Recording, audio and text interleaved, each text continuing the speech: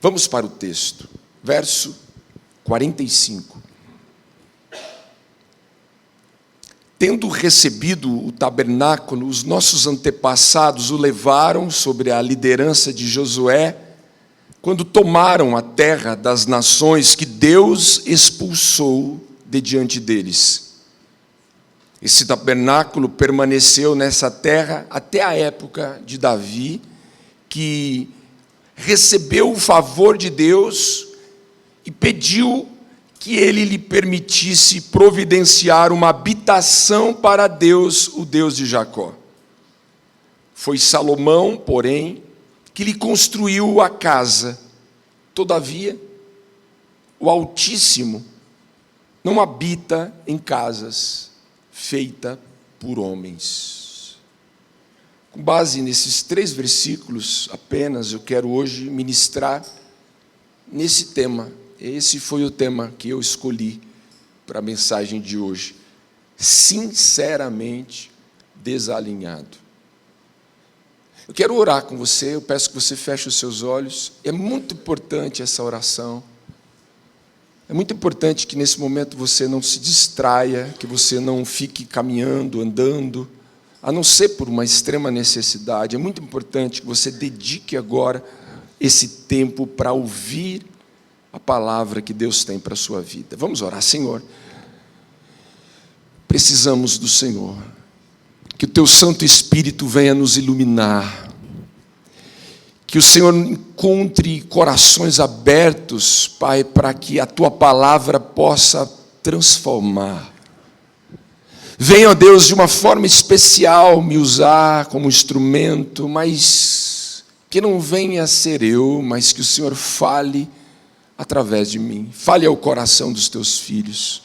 Fale com a igreja que está aqui, com a igreja que está ali embaixo, Pai, as nossas crianças, a Tua igreja, Pai. Fale ao coração dos nossos pequeninos. Transmita, ó Deus, nesse momento, a palavra para cada um de nós com muita liberdade. É o que eu te peço, em nome de Jesus. Amém. Veja, a gente tem caminhado por essa série, e nós já estamos há muitos domingos no capítulo 7 de Atos. Eu soube que um casal querido escolheu o nome do filho que ainda vai nascer e colocou Estevão. Veja, é esse o nome, é essa personagem que nós estamos aprendendo tanto durante muitos domingos. São tantos domingos que eu já até perdi a conta. Esse texto ele faz parte de um testemunho que Estevão ele está dando, esse irmão nosso, Estevão, está dando ali para o Sinédrio. O Sinédrio, para que vocês possam entender, era composto pelos líderes, as autoridades religiosas, e nas mãos desses líderes religiosos estava o poder de decidir muitas coisas para a vida das pessoas naquela época. Estevão está sendo julgado, na verdade ele está sendo acusado pelas mesmas coisas que Jesus foi acusado. Veja, ele está sendo julgado pelas mesmas pessoas, o mesmo conselho que julgou e condenou Jesus está julgando Estevão agora, e são as mesmas acusações. Estevão está sendo acusado de blasfemar contra Deus. Sabe por quê? Isso porque Estevão, ele afirmava que havia visto Deus realizar milagres. Ele disse, eu vi pessoas sendo curadas, eu vi pessoas sendo libertadas, e Deus fez isso através de Jesus, o seu Filho. E veja, isso foi uma afronta, era uma afronta para a religião judaica. Os judeus principalmente esses líderes, não reconheceram que Jesus era o Messias, aquele que a própria lei, a palavra, os profetas anunciaram e prometeram que viria libertá-los. Eles não reconheceram Jesus como o Filho de Deus. E Estevão afirmava isso. Por isso, ele estava sendo acusado de blasfemar contra Deus. E não só isso, era acusado de blasfemar contra a lei de Deus, a lei de Moisés, e contra o templo sagrado. Para os judeus, algo que sem dúvida era sagrado. E eles consideravam aquele lugar sagrado, não porque Deus estava lá, mas porque eles construíram aquele lugar. Então eles tinham e fizeram daquele lugar um ídolo. E interessante porque Estevão, junto com os outros discípulos de Jesus, apóstolos de Jesus, eles anunciavam, eles pregavam, e eles estavam agora cheios do Espírito Santo, dizendo que Deus estava presente não apenas em um lugar, não apenas lá no templo, mas Deus estava presente agora em todos os nossos corações. Ou seja, não havia mais um templo sagrado, mas agora cada discípulo, cada um de nós é um templo sagrado de Deus. Essa mensagem afrontava. Essa mensagem ia totalmente contrária àquilo que a religião judaica pregava. Por isso, tamanha preocupação desses líderes, porque a mensagem estava sendo propagada e as pessoas estavam acreditando nisso, nessa verdade. E ele está sendo julgado por causa disso. Interessante. Aqueles homens, esses líderes do Sinédrio, não enxergavam o poder ilimitado de Deus, justamente porque a perspectiva que eles tinham de Deus era uma perspectiva limitada. Isso é importante para nós. O Jesus que nós enxergamos é o Jesus que nós recebemos. Se você recebe, ou melhor, se a perspectiva, se você enxerga Jesus pequeno, é o Jesus que você vai ter. Pequeno. Foi por isso que Jesus disse, o próprio Jesus disse, que na sua cidade natal, ele não conseguiu realizar milagres na vida de todas as pessoas. Ele só fez milagres com algumas poucas pessoas na sua cidade natal. Ele mesmo disse isso. Ou seja, aquilo que estava disponível para todas as pessoas, apenas algumas acabaram recebendo. Por quê? Porque a maioria das pessoas não enxergavam Jesus da maneira correta. Se você enxergar Jesus apenas como um carpinteiro, ou como um filho de carpinteiro, veja, Jesus não vai ser para você o Jeová Rafá, o Deus que cura. Se você enxergar Jesus apenas como alguém que vai fazer e cumprir o desejo do seu coração, talvez você não vai enxergar Jesus como um Deus que criou todas as coisas e que sabe o que é melhor para você, independentemente da sua preferência. Um Deus que vai dar a você o que você precisa e não só o que você quer. Então você limita, diante da perspectiva daquilo que você enxerga, você está limitando ou não quem é Jesus. Quem é Jesus? É muito importante isso. Estevão, ele está mostrando para aqueles líderes religiosos que Jesus não era aquilo que eles estavam enxergando. Não era aquilo que eles estavam vendo. Que Jesus era aquilo que as Escrituras dizia que ele era. Por isso, Estevão, ele vem ao longo do seu testemunho resgatando aqui as histórias dos patriarcas da fé. E é interessante porque quando ele resgata essas histórias, Estevão está querendo dar para aqueles líderes, para aqueles homens ali do Sinédrio, uma espécie de um modelo, de um exemplo, para eles romperem, porque eles precisavam romper.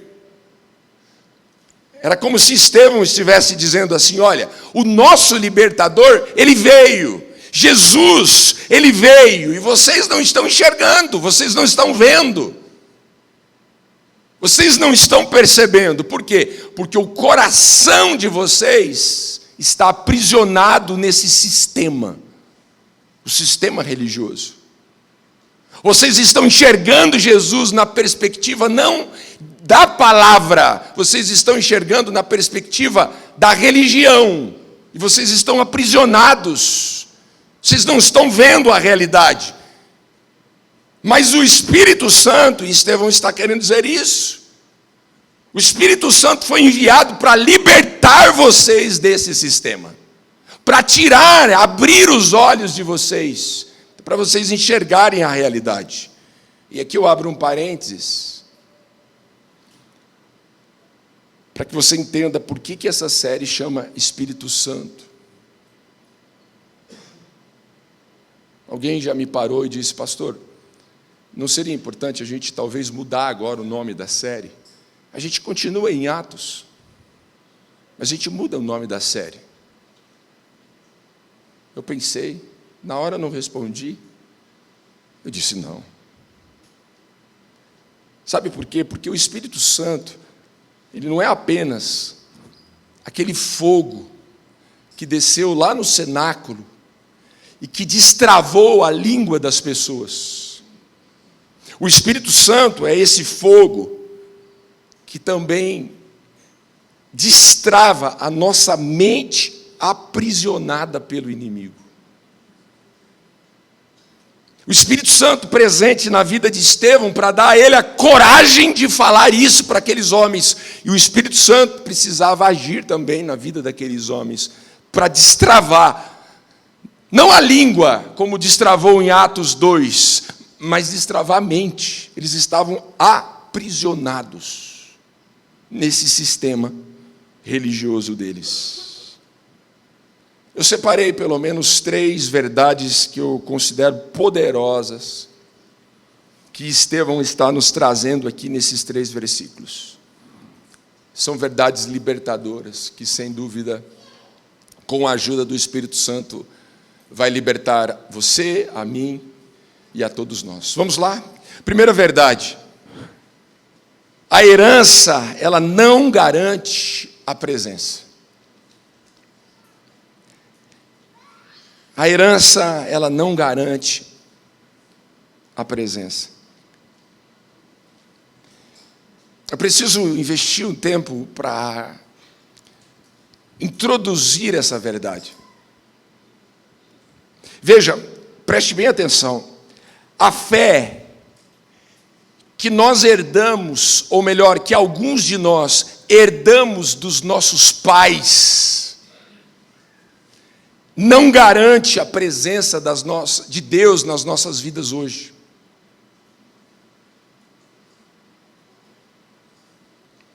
Da mesma forma, a fé que nós recebemos no domingo passado não garante a presença de Deus nas nossas vidas hoje. Não garante. Pode nos ajudar? Pode, mas não garante. O que eu quero dizer com isso? Deixe-me ensinar pelo menos duas verdades sobre a fé. Primeiro, a fé recebida precisa ser administrada. Se administrarmos a nossa fé errada, o que é que vai acontecer? Nós vamos ter resultados que nós não desejamos. Veja, Deus deu a cada um de nós exatamente a mesma quantidade de músculos no nosso corpo. O mesmo número de músculos que existem no meu corpo existe no seu, exatamente igual. A diferença, quando você olha, por exemplo, alguém que tem ali um corpo saudável, talvez os músculos definidos, uma musculatura, eu diria assim, onde você olha e diz, poxa, veja que corpo malhado. Qual é a diferença daquela pessoa e talvez de mim que estou aqui falando hoje? Ou talvez de você que está aí me ouvindo. Veja, a forma como a pessoa administrou o que Deus deu a ela.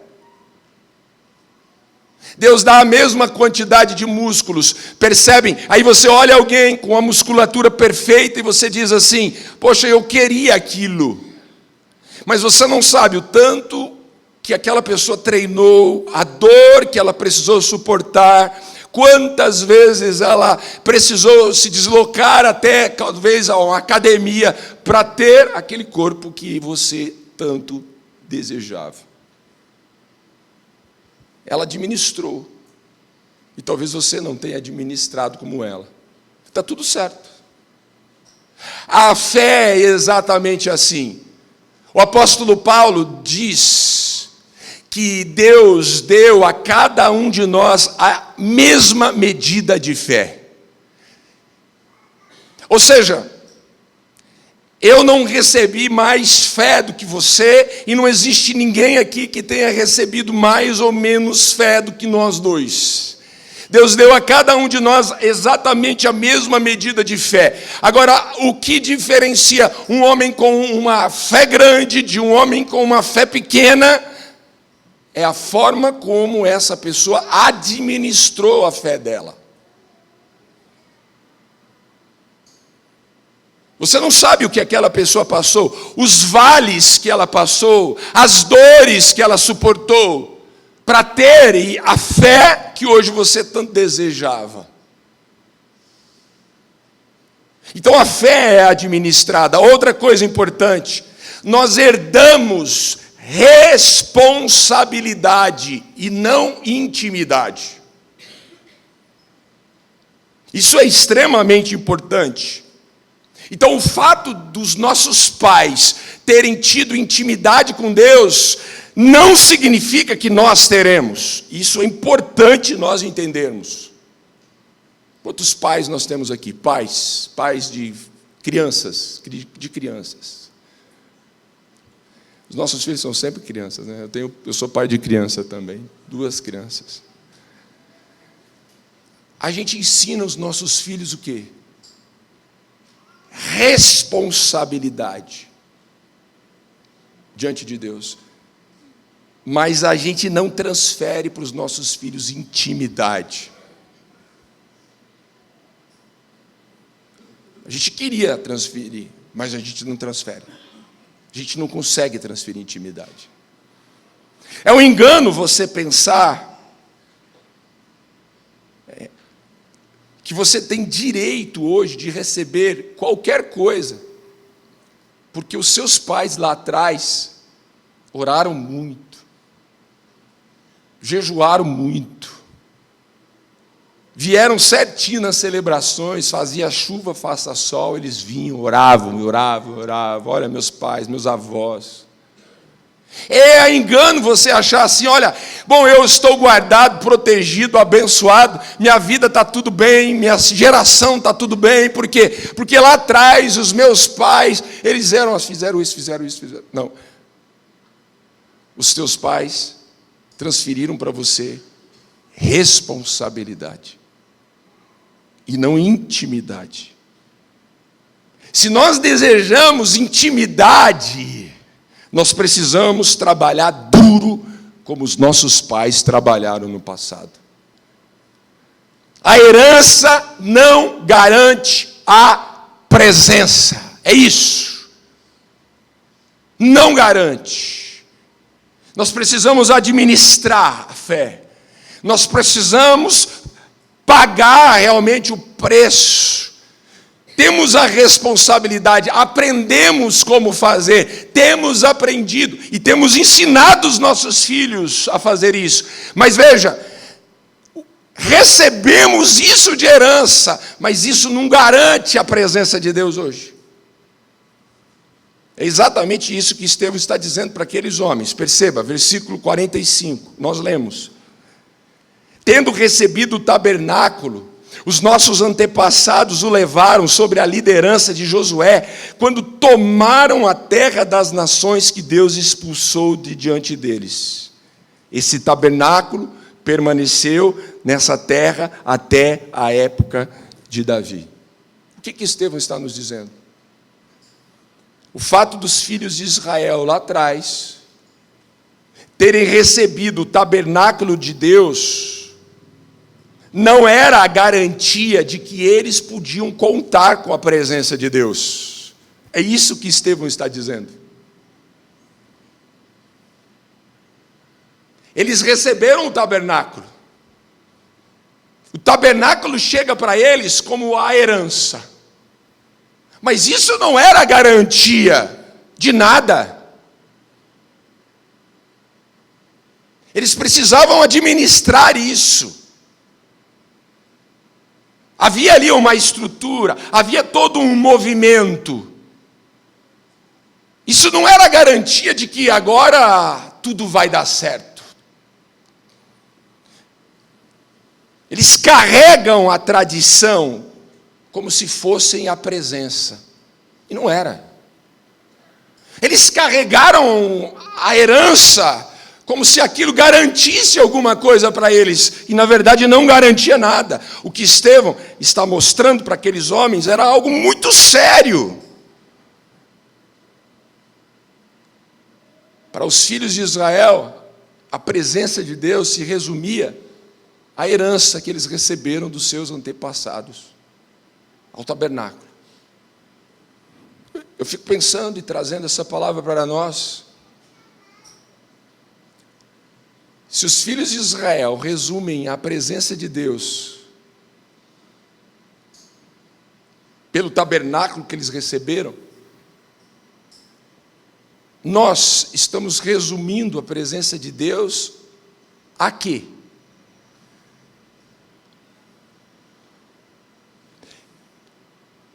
Quem é Deus para você? Quem é Jesus para você? Talvez você pode ser alguém que esteja resumindo Deus ao tabernáculo, que você monta e desmonta todas as semanas. Talvez você pode resumir a Deus por aquilo que você conhece dos seus pais e achar que você é íntimo de Deus. Talvez o fato de você vir, monta o tabernáculo, desmonta o tabernáculo, vem na igreja domingo, vem na igreja do outro domingo, acorda de manhã, vai, se troca, vem à igreja, volta para casa, vai e volta para casa. Talvez o fato de você monta tabernáculo, tira tabernáculo, monta, eu sou íntimo de Deus.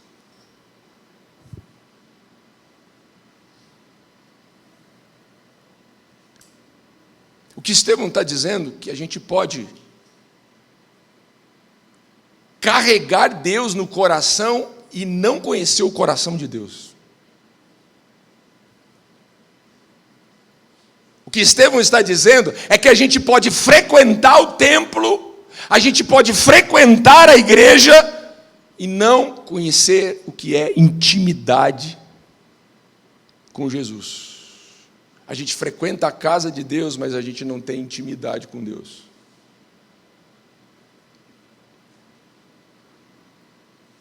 Eu acredito, eu não tenho absolutamente nenhuma dúvida, e é por isso do tema da mensagem. Eu acredito sinceramente que os filhos de Israel estavam bem intencionados. Eu acredito que eles zelavam por aquele tabernáculo, por aquela estrutura toda. Mas o que Estevão está dizendo é que tudo aquilo não substitui a presença, não substitui a intimidade. A gente precisa conhecer a Deus pessoalmente. Não é mais o Deus dos nossos pais. Não é um Deus que monta, desmonta, que vem, que vai, que frequenta, que trabalha, que serve. Não! Pessoalmente. Porque Deus talvez pode se resumir a você, ao que você faz para Ele, ou à igreja que você frequenta.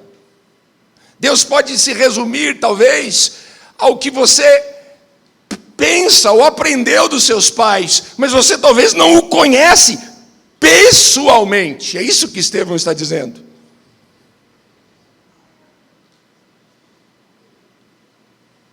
E algumas pessoas são assim.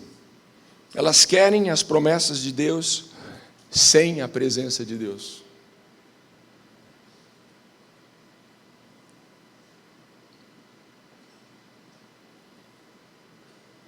Eu sinto dizer, o fato de você ter a herança, ter o tabernáculo, montar, desmontar, frequentar a igreja, acordar cedo, acordar tarde, isso não garante a presença de Deus, principalmente se você estiver vivendo uma vida de pecado, principalmente. A graça de Deus não vem do nosso desempenho, a graça de Deus vem da postura do nosso coração.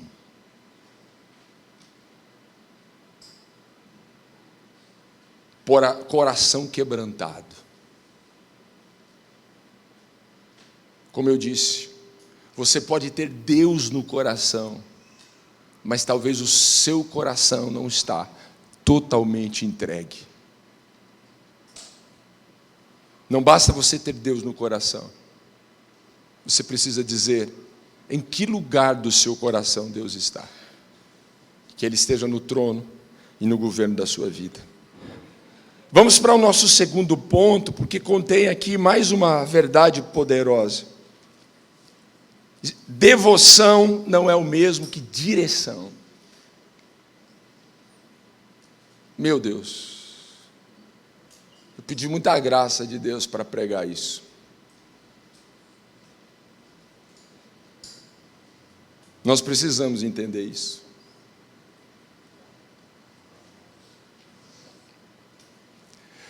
Você pode amar a Deus de verdade e mesmo assim não ter direção.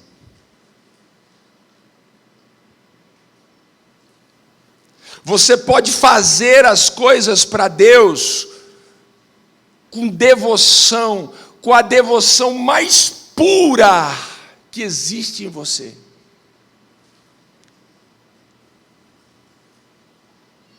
Fazer aquilo que Deus nunca pediu para você fazer.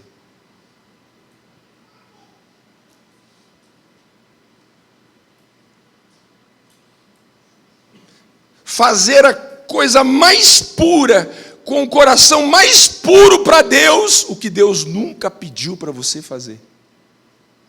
Sem direção. Sinceramente desalinhado.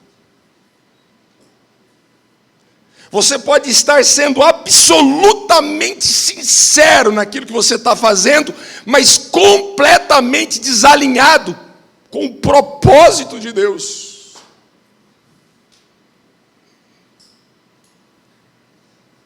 São boas intenções, mas direção péssima, sem direção nenhuma. Como nós vemos pessoas fazendo isso? Como nós vemos pessoas fazendo isso?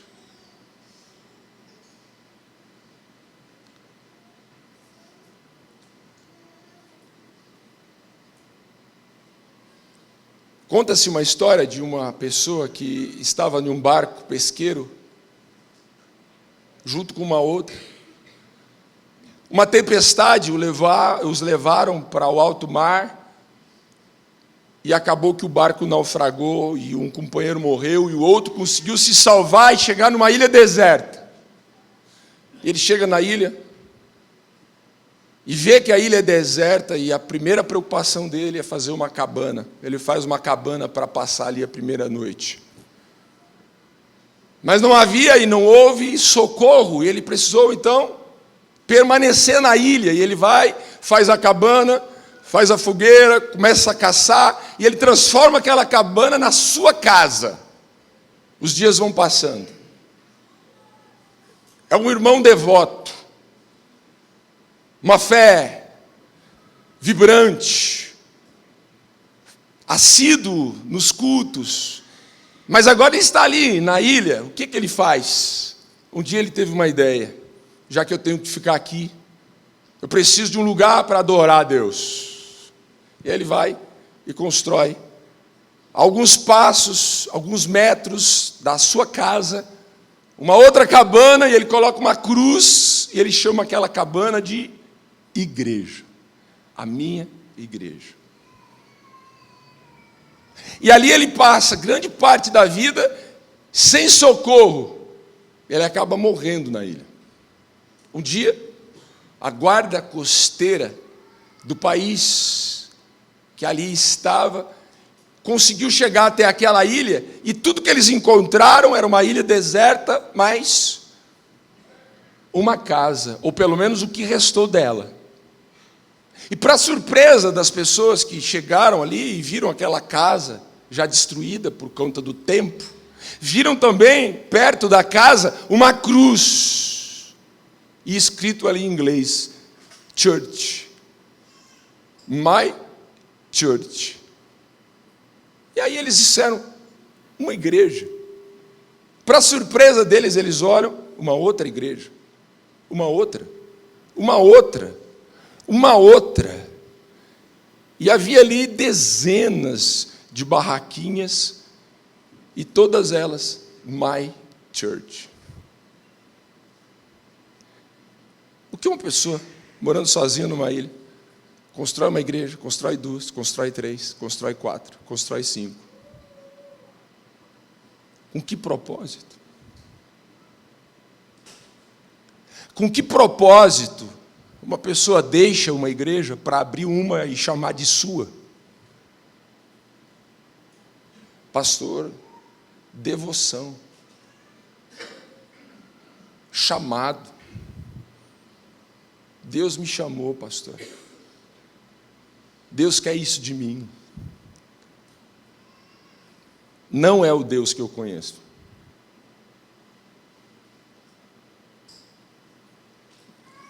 A não ser que a pessoa vá abrir lá na África, num lugar onde não tem igreja.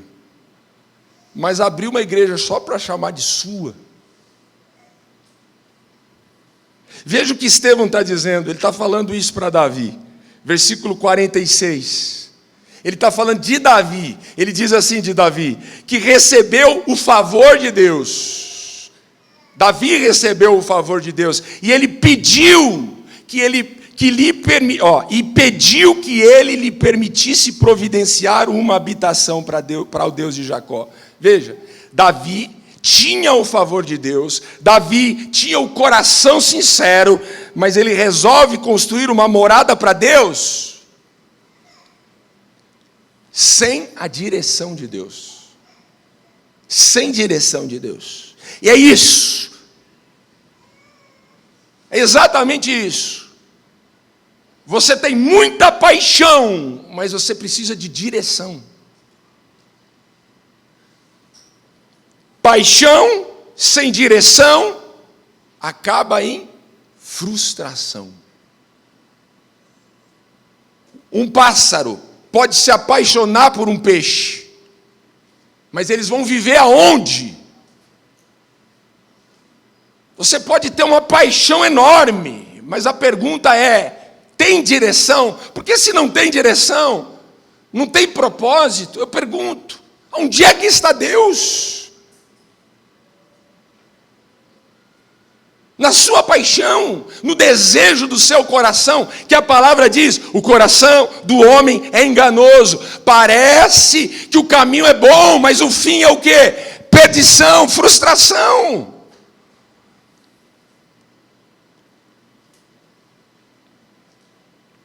Deixe-me ir ainda mais fundo. Deus não se impressiona com aquilo que nós estamos construindo para Ele. Deus se impressiona com aquilo que nós estamos dispostos a sacrificar por Ele. Não é o que a gente faz. Nós conseguimos enxergar pessoas que estão tão preparadas para fazer, mas são poucos aqueles que querem e estão dispostos a sacrificar. E o que impressiona a Deus é isso. É esse coração quebrantado. É o que a gente renuncia. E muitas vezes a gente precisa renunciar o nosso egoísmo, o nosso orgulho, o nosso desejo de ter o nosso nome numa placa, o nosso desejo de ter o nosso nome à frente. Às vezes nós estamos fazendo, e eu vou mais longe, e nem é uma devoção sincera, é simplesmente para alimentar desejos carnais, que precisam ser todos os dias crucificados. E toda vez que você crucifica talvez um desejo do seu coração, por não ter a direção de Deus, aí sim você está agradando a Deus. Então não é o muito fazer, não é levantar tijolos, não é construir que vai agradar a Deus. Mas é se render, é se colocar aos pés do Senhor como servos. E é isso que somos, servos do Senhor. Vamos para o terceiro e último ponto. Estrutura não substitui intimidade. Estrutura nenhuma substitui intimidade. Esse talvez seja o maior problema da igreja de Jesus. Nós construímos estruturas para se encontrar com Deus, mas nós não ensinamos as pessoas a se relacionar com Ele.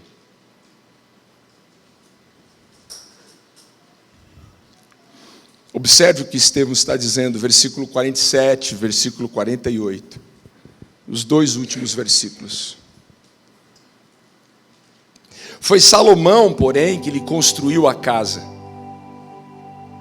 Não foi Davi. Davi estabelece o plano, estabelece o projeto, tem o desejo, mas quem constrói é Salomão. Todavia, olha o que Estevão está dizendo: o Altíssimo não habita em casas feitas por homens. Novamente, agora Salomão, né? Sinceramente desalinhado. Se a gente perguntasse para Salomão assim: Salomão, você perguntou para Deus se você deve mesmo começar essa obra? Salomão ia responder assim: meu pai me disse, Davi, o meu pai, ele me disse que era para a gente construir, para fazer isso. Interessante como algumas pessoas, elas dependem da voz de outras pessoas, mas não estão interessadas em ouvir a voz de Deus. Como as pessoas, elas confundem e elas querem ouvir Deus através de uma outra pessoa. E elas dão muito valor ao que elas ouvem de Deus, que vem da boca de uma outra pessoa, mas elas não têm, às vezes, a paciência, até o interesse de aprender a ouvir Deus, de Deus. da palavra de Deus. Outra coisa, como existem pessoas que dão tanto valor à casa de Deus, mais do que ao próprio Deus.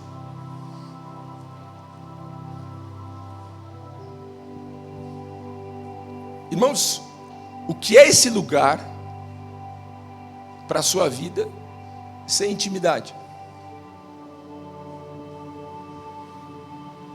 O que é uma denominação, uma igreja sem intimidade? O que é você entrar e sair todos os domingos dizendo que você está tendo encontro com Deus, sendo que você não tem se encontrado com Ele todos os dias?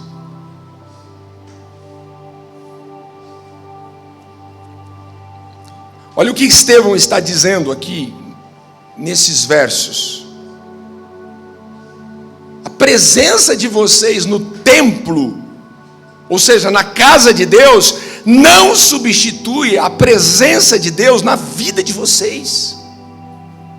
Até porque Deus não habita lá.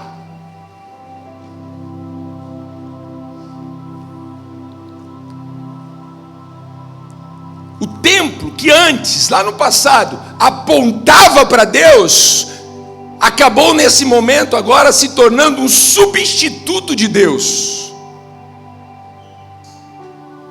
um concorrente.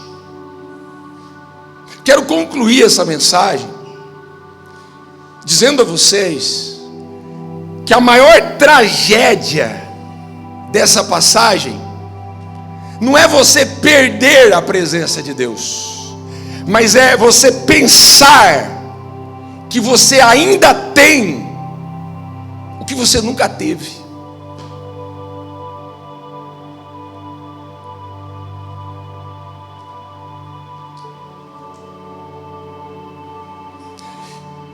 Imagine, irmãos, como essa mensagem é poderosa. Imagine o coração de Estevão cheio do Espírito Santo, olhando para aqueles homens devotos, sinceramente devotos, que entravam naquele templo 1, 2, 3 vezes todos os dias, que diziam: eu vou orar, eu vou orar, eu vou orar, que conheciam, que liam a Bíblia. Imagine Estevão cheio do Espírito Santo, olhando aqueles homens sinceramente fazendo aquilo, devotos fazendo aquilo. Eles tinham absoluta certeza de que o que eles estavam fazendo era o certo. Assim como os filhos de Israel, eles tinham absoluta certeza: Deus está conosco. Olha aqui o tabernáculo, nós montamos. Olha aqui, agora Deus vai nos guardar, agora Deus vai nos sustentar. Veja, e aí não tinha intimidade, abraçaram outros deuses, fizeram alianças com outros povos. Não, mas nós temos a presença de Deus. Deus está aqui. Olha só, o Deus de Abraão, o Deus de Isaac, o Deus de Jacó. E essa palavra, Estevão está dizendo, não é o Deus de Jacó, não é o Deus de Isaac, é o seu Deus. Quem é o seu Deus? Cadê ele? Está aqui, ó, o tabernáculo. Não. Deus. Cadê Deus? Está aqui, olha só, a arca da aliança, a presença de Deus, Ele está aqui com a gente. Não falei de arca, não é o tabernáculo. Olha, nós estamos no templo, nós estamos na igreja. Olha, eu frequento, eu vou certinho, eu faço certinho, pastor. Não, eu não estou falando do templo, não estou falando de frequentar a igreja, eu não estou falando de quantas vezes você ora, eu estou falando de Deus. Quem é o seu Deus? Me mostre. Imagina você passar a sua vida inteira sendo leal a coisas erradas. Que tristeza. Imagina você passar a sua vida inteira profundamente dedicado a um sistema religioso e completamente desalinhado, cego ao propósito.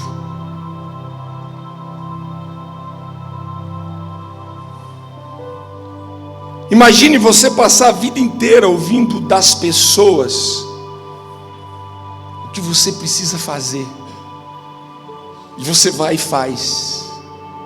As pessoas estão dizendo: eu vou fazer.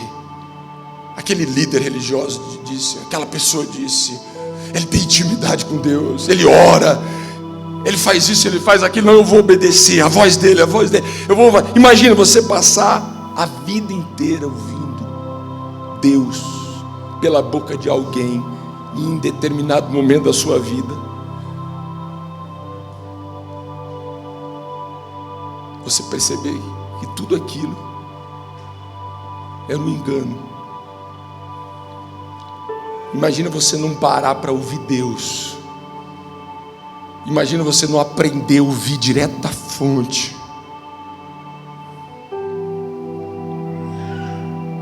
Eu quero lembrá-los algo a respeito do Deus que nós servimos no final dessa mensagem. Os filhos de Israel, eles viraram as costas para Deus, e mesmo assim Deus foi fiel com eles. Eles fizeram outros ídolos, a gente já viu isso aqui. Eles serviram outros deuses, e ainda assim Deus foi fiel com eles e enviou para eles o verdadeiro libertador. Eles serviram outros deuses, eles construíram outros ídolos, e mesmo assim Deus enviou para eles Jesus. Deus é fiel, foi fiel com eles, sendo eles infiéis. Deus é fiel com a gente, mesmo nós sendo infiéis. Mas essa palavra, ela está nos chamando para sermos fiéis, mas a coisa é certa. Vamos ser leais, mas a coisa é certa. Portanto, nessa hora, a pergunta que talvez você precisa responder para te ajudar a alinhar realmente a sua vida é essa: quando foi a última vez que você perguntou ao Espírito Santo o que ele queria? Você perguntou para o Espírito Santo o que ele queria de você?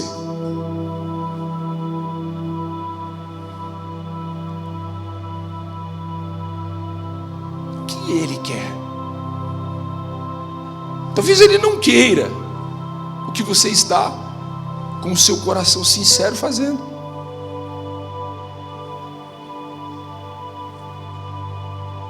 A gente precisa alinhar isso. Estevão está dizendo: vamos alinhar. Vocês estão cegos, vocês estão fazendo, e o que vocês estão fazendo de todo o coração, mas no coração de vocês não tem Jesus. Vocês acham que tem, que está tudo certo, que vocês vão chegar a algum lugar, mas isso aí está tudo errado. Vamos alinhar. Vamos alinhar. Não há nada que você precise mais nessa vida do que conhecer a Deus pessoalmente. Intimidade com o Senhor. Vamos ficar em pé, vamos orar.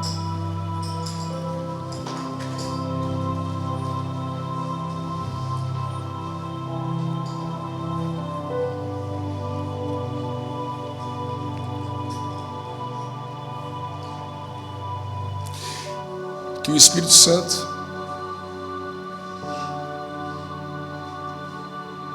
possa traduzir essa palavra para cada um de nós.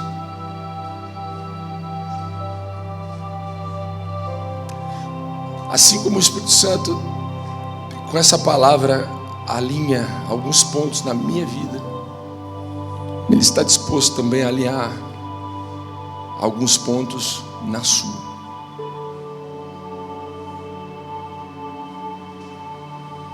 Vamos orar. Feche os seus olhos.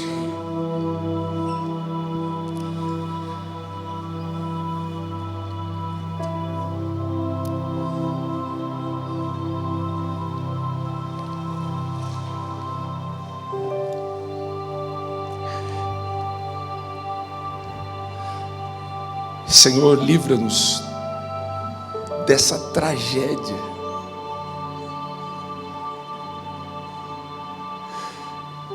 Livra-nos dessa tragédia.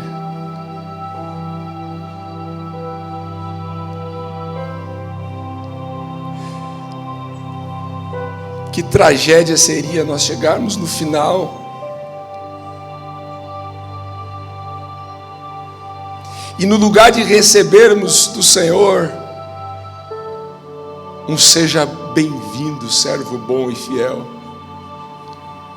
ouvirmos: apartai-vos de mim, porque eu não vos conheço. Que tragédia seria isso? Livra-nos dessa tragédia. Livra-nos de achar que é o nosso desempenho, que é o muito orar, que é o muito frequentar, que é o muito construir, que é o muito ofertar. Livra-nos disso, Pai, livra-nos. Tudo isso nós fazemos, mas nós sabemos que não é isso, e isso não vai nos levar a lugar nenhum se nós não tivermos realmente o Senhor no centro de tudo. Leva-nos, ó Deus, para a Tua presença. Espírito Santo, venha e tome o coração de cada um de nós, Espírito Santo. Abra os nossos olhos, tira as escamas dos nossos olhos, livra-nos do sistema, seja religioso, ou seja qualquer sistema. Livra-nos disso, Pai, livra-nos, abre a nossa mente com essa palavra, Espírito Santo. Abra a nossa mente com essa palavra, Espírito Santo. Não nos deixe reféns de um sistema que não vai nos deixar e levar a lugar algum.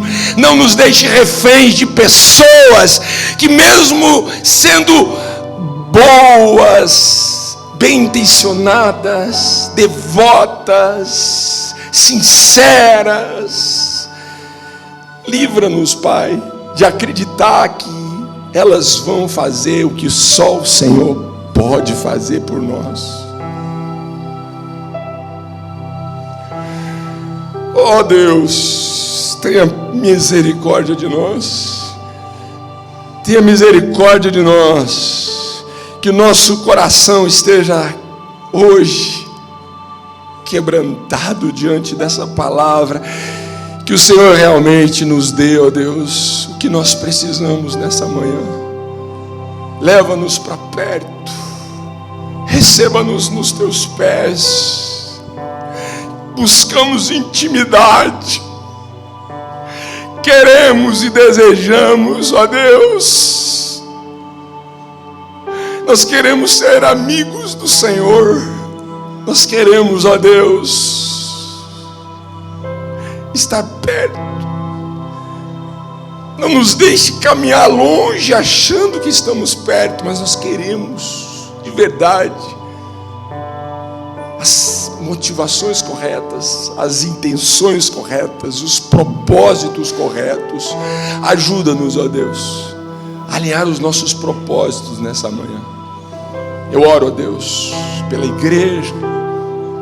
Agradeço ao Senhor pela palavra e por esse domingo tão especial nas nossas vidas.